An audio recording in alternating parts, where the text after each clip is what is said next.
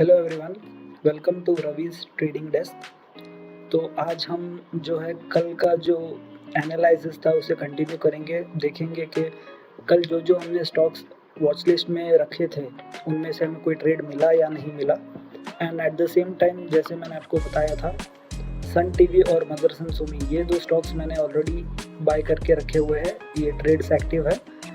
यहाँ पर Sun TV मैंने फ्राइडे लिया था और आज सन टीवी ने मूवमेंट दिखाया है।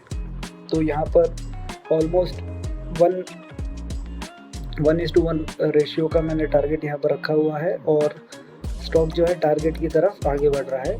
फर्स्ट हाफ में ये साइडवेज था एंड लास्ट 2 आवर्स के अंदर इसने जो है मूवमेंट दिखाया है। यहाँ पर अगर हम मदरसन सुमी देखें तो यहाँ पर मदरसन सुमी ने भी एक मूवमेंट दिखाया। इनिशियली ओपन ही टॉप पे हुआ था और उसके बाद ये नीचे आके साइडवेज हो गया पूरे दिन के लिए।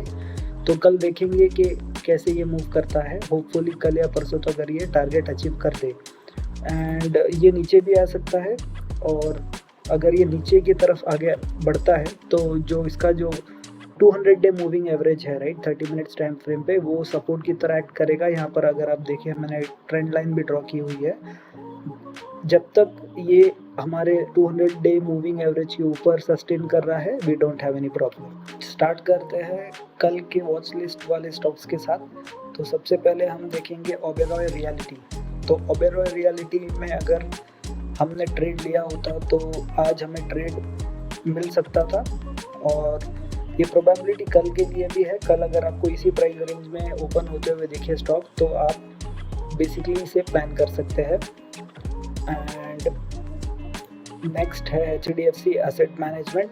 HDFC एसेट मैनेजमेंट जो है आज ओपन होते ही इसने एक अच्छा ब्रेकआउट दिया, जो सपोर्ट रेजिस्टेंस एरिया था वहाँ से, और फिर इसने वापस रिट्रेस किया और उसी रेजिस्टेंस एरिया को एज अ सपोर्ट कन्वर्ट करके वापस ऊपर गया है। तो अभी भी यहाँ पर जो भी ट्रेड प्लान कर रहे हैं वो प्लान कर सकते हैं आइडली। एंड इसी प्राइस रेंज में अगर मिलता है स्टॉक कल ओपनिंग पे 2493 2500 के अंदर, तो अगेन 1:1.5 का एक रिस्क रिवॉर्ड रेशियो प्लान करके ट्रेड लिया जा सकता है। नेक्स्ट है यहाँ पर हमारा टाटा कम्युनिकेशंस। टाटा कम्युनिकेशंस में ट्रेड नहीं मिला है, ये अगेन वॉच लिस्ट में ही कंटिन्यू रहेगा। उसके बाद है city union bank. City union bank जैसे मैंने आपको कल बताया था, इसने ब्रेकआउट ज़रूर दिया और अगेन ये मदरसन की तरह टॉप पे ओपन हुआ है, वापस नीचे आया और साइडवेज हो गया है। अभी भी ट्रेड अपॉर्चुनिटी इसमें बन सकती है और अगर कोई यहाँ पर ट्रेड बना चुका है तो यू कैन वेट, क्योंकि स्टॉप लॉस अभी भी हमारा इंटैक्ट है।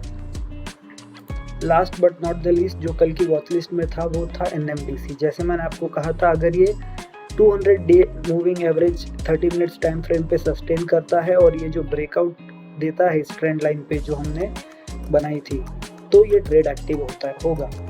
और यहाँ पर इसने ब्रेकआउट नहीं दिया है तो ये हमारे लिस्ट से बाहर हो जाएगा। तो कल के लिए जो पहला स्टॉक है वो है भारत हेवी इलेक्ट्रिकल। जैसे आप देख सकते हो ये जो है 30 मिनट टाइम फ्रेम पे सपोर्ट ले रहा है 200 डे मूविंग एवरेज पे। और यहाँ पर जैसे अगर हम एक ट्रेंड लाइन जो मैंने यहाँ पर ड्रॉ कर रखी है, अगर ये कल ओपन होने के बाद 30 मिनट्स टाइम फ्रेम पे अबव ट्रेंड लाइन सस्टेन करता है तो एक ट्रेड प्लान किया जा सकता है यहाँ पे। नेक्स्ट रहेगा एस्ट्रल लिमिटेड। एस्ट्रल लिमिटेड आप यहाँ पर वेट एंड वॉच करें। जैसे अगर आप देखें तो इनिशियली यहाँ पर ये 200 day moving average 30 minute time frame पे सपोर्ट लेते हुए इसने एक ट्रेंड लाइन को ब्रेकआउट किया था और जैसे इसने ब्रेक किया था अच्छे मूव्स दिखाए थे। उसके बाद यहाँ पर अभी अगर हम देखें तो ये वापस से 200 डे मूविंग एवरेज के आसपास आ गया है। यहाँ से कल अगर ये जो है इस रेंज से upward movement 30 minutes time frame पे इनिशियल 2-3 कैंडल्स पे दिखाता है तो आप इस ट्रेड को प्लान कर सकते हो।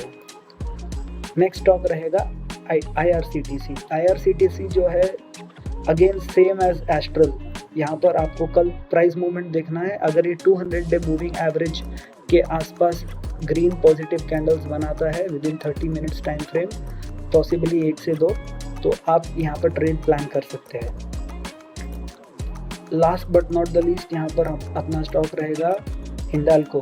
और अगर आप हिंडाल्को की हिस्ट्री यहाँ पर देखें राइट, जो रिसेंट यहाँ पर इसने सपोर्ट्स लिए हैं, जब भी ये 200 डे मूविंग एवरेज 30 मिनट्स के टाइम फ्रेम पे आता है, उसके नेक्स्ट डे या नेक्स्ट सेशन के अंदर जो है ये अच्छा एक गैप अप कर रहा है या बाउंस कर रहा है टुवर्ड्स हायर डायरेक्शन। तो यहाँ पर जैसे आप देखें, यहाँ पे ऑलरेडी सपोर्ट लिया और थोड़ा नीचे गया, लेकिन नेक्स्ट डे ओपन होते ही फिर बूम ये मूव करने लगा ऊपर। एट द सेम टाइम जब भी ये 200 डे मूविंग एवरेज 30 मिनट्स के आसपास आया है, it is taking a sharp reversal और ये अपवर्ड मूव कर रहा है। तो कल आपको देखना होगा यहाँ से, अगर ये ओपन होते ही फर्स्ट 30 मिनट्स कैंडल इनिशियली 9:15 से लेके 10-11 बजे तक की जो कैंडल्स है, उसमें ये अगर ओपन होते ही ऊपर मूव करना शुरू करता है तो ये एक ग्रेट अपॉर्चुनिटी रहेगी ट्रेड की।